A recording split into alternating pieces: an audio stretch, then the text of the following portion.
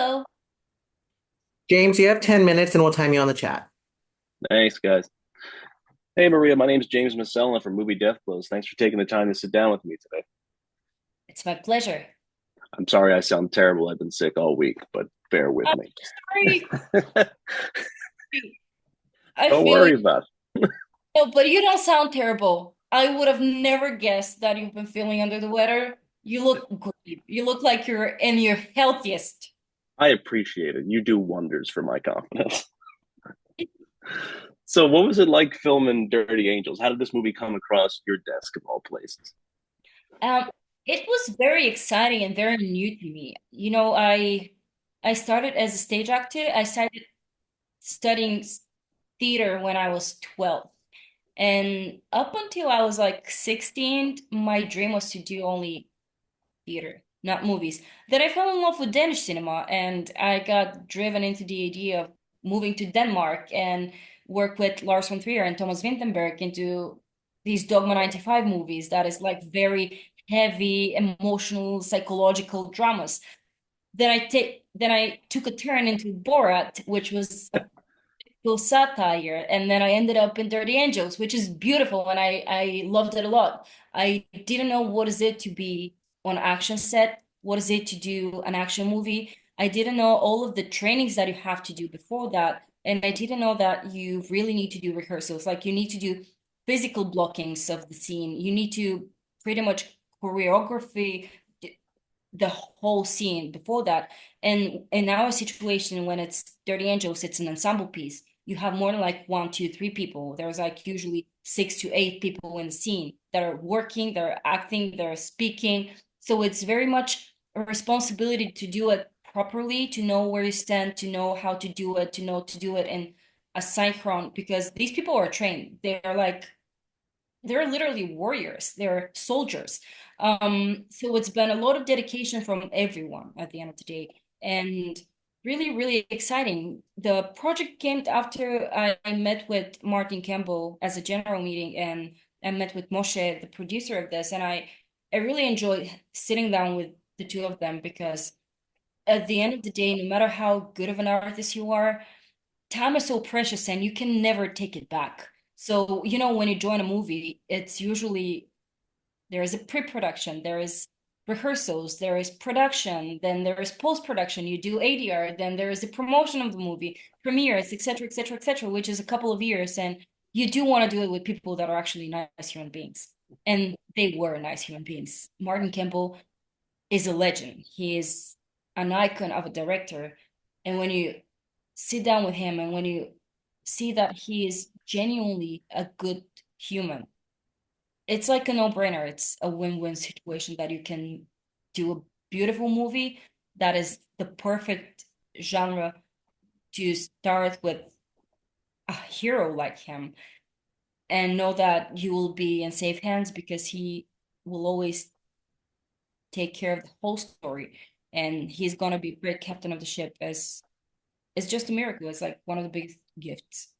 Yeah, I was talking to Martin earlier. I told him like he was growing up. I was like, Martin, I'm going to make you feel old because I'm going to be 38 next month. And one of the first movies I ever saw in theaters was a movie you directed in 1995 called GoldenEye. It was a James Bond movie, and like he had like a run of like 4 movies after that that I absolutely love, and I still love to this day. But like, what's it like working for a legend like Martin Campbell? Like, what's he like on set? What's the diatomy like between you two? Well, he's very kind. He's really, really kind. There has never been a time that he will raise his voice or he will get angry or anxious, even if, you know, directors have a very serious job. They really have to be the captain of the ship. They really have to be careful of how to make this work in timing, with the shots, post production, everything. And he's been always kind and with a great temper and with such a warm heart towards all of us. He built a family. He created an atmosphere where we were able to trust each other and there was a collaboration between all of us. He gave us a chance to try new things. And it's strange because I've been lucky enough to work with people that give you the freedom. Like I had my freedom with Borat, I had my freedom with Bodies, Bodies, Bodies, I had my freedom with the bubble. meaning with Jason Woliner or Sasha, with Borat, with Helena Rain and Bodies, Bodies, Bodies, with Judd Apatow and The Bubble. But when it's an action movie and when there is so little dialogue, still to have the ability to try new things, it's something remarkable. Because, the lines are usually very fixed because it's mostly about the physicality, it's about the action, not about the words. But he was still open to do that and to try. So it's been wonderful. I think you have the coolest name in the movie, just being the bomb. I just thought that was awesome in the script. But what do you think about being an action star? Like, how did that come to you? You're like, I've never blown anything up before, I guess. I mean, I also never done it before. Listen, I'm not gonna lie. In my real life, I'm a little bit of a tomboy, so it felt organic to put on a jeans, put on a leather jacket or a shirt, and just have my boots, have my hair in a ponytail. So it's been pretty cool. It's been pretty convenient, and it's been pretty nice to feel comfortable in your clothes, in your shoes, etc., etc., etc. But it's a responsibility. There have been so many great female action stars like Ava herself. So being hand in hand with her in this, the bar is high. So you should keep the same level, or at least try to keep the same level, because she's like legend in that field. We saw her in Casino Royale. We've seen her in many movies. So with Martin as well. So it's been wonderful. I enjoyed it a lot. I want to do it again. What was it like watching Martin and Eva interact on set? I mean, knowing that he directed her as Vesper in Casino Royale, but it was like 20 years ago. So I was asking, like, you guys just jump right back into it? Like, what's it like from your I point of view? I mean, I wish I was there. I can only imagine that it's been just as the way that it was here, because there is trust. Especially when you have a product that has been so successful on so many levels, because it's been critically satisfying and it's been audiences satisfying, because in reality, I mean. So when you have been proven that your work delivers, um, maybe there is a sense of like, okay, I'm a little bit calmer.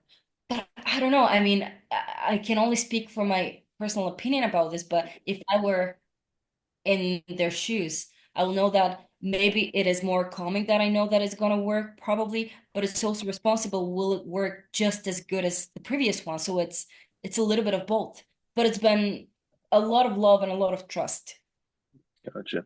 I mean, this movie's probably going to have its detractors because for some reason fans of movies can't believe that girls can kick ass too, and I've never understood that. And I did a whole video about it the other day, just stating like all these female women that could beat me up at that point in a movie. But like, what do you think? What do you say to people who say women can't be badasses in movies?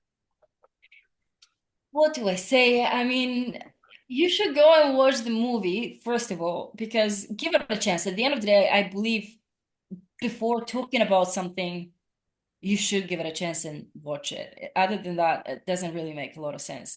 Um, but I mean, for God's sake, women have been so many times proven that they can overcome anything, literally anything, and they're a lot of times even stronger than men. So women can definitely be heroes, action heroes, and they can be badass. I mean, at least look at your mom. That's what I'm gonna say. Your mom is a hero. I wouldn't want to fight my mom. I don't imagine anybody would want to. you know, we Exactly. I don't want to find my mom, and I'm a female. So our mothers are heroes. They're yeah we actually. we talked about your journey from stage actor to comedic actor to now action star, Maria. I don't know. We get to tell that about you. What's it like doing some of the voice stuff you've gotten to do lately, like in Guardians and coming up in Creature Commandos for James Gunn and stuff like that? Do you love the voice acting aspect? I do. I actually do. I find it so much different than actual acting, because you only have one thing to work with. You only have your voice. You don't have your eyes, you don't have your gestures, you don't have your way of walking, you don't have your silence that much. It's all about the voice, and it's about the amplitude of what do you express by your voice. And it's been something very different, because for example, Guardians of the Galaxy, I did a mock-up with Guardians of the Galaxy. I was there in real life, which was as equally satisfying, because imagining that you're a dog, it's like being a child again and having imagination working at its strongest. going on your forks and playing in the dirt and moving your tail. With Creature Commandos, we did that in an ADR booth, so it's been a bit different. But we did it over a Zoom. We had a paired session. Frank Grillo and I had a paired session with James, and I remember James was like, for one of the episodes, we were supposed to be kissing and making very intimate sounds, which was so weird, really weird, because how do you do that? So we started, him and I kissing our hands, and it's you try to not look at it, yet at the same time the screen is in front of you, and you can see also James laughing out loud, muted. So it's been a really cool, weird, funny experience to do it. It's responsible to do it because, you know, animation is a powerful tool at the end of the day. You can do so many things through animation, similarly to comedy, because it's not like with like a pointed finger and judgmental, like this is wrong, this is bad. But you can through a lot of strong messages about bigger issues through animation and open up a conversation about something that is important and big in real life. So James's animations are not only for little kids, they're for adults as well. I think Creature Commandos, especially, which is the first project in the new DC universe, is pretty much an adult animation. So I appeal people go and watch it the moment it drops, December 5th. It's gonna be That's all I got for you today, Maria. I appreciate you taking the time to sit down with me. I can't wait for everybody to see Dirty Angels when it comes out on December 13th. Thanks again. You've been a pleasure. Thank you so much. Get well soon. Thank you. I appreciate it.